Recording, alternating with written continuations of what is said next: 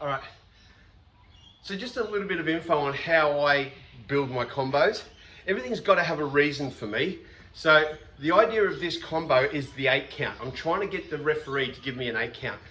And for those that don't understand, an 8 count is when a referee sees that you've been hit 8, possibly 9 times without retaliating. Before letting the fight get to a point where an opponent could get hurt, a referee will stop, send one fighter over to the neutral corner and give the injured fighter a standing 8 count, just to make sure he can compose himself and that he's right to go on.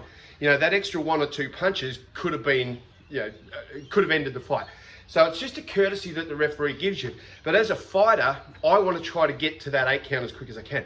So with that combo you saw Peter doing a minute ago, everything was about hitting me and not getting hit in return. So we're trying to get that count of strikes up to 8, so the referee has to step in and go, break, neutral corner, 1, 2, 3, all right?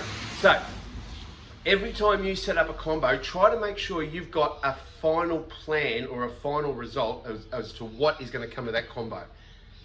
Have a good morning.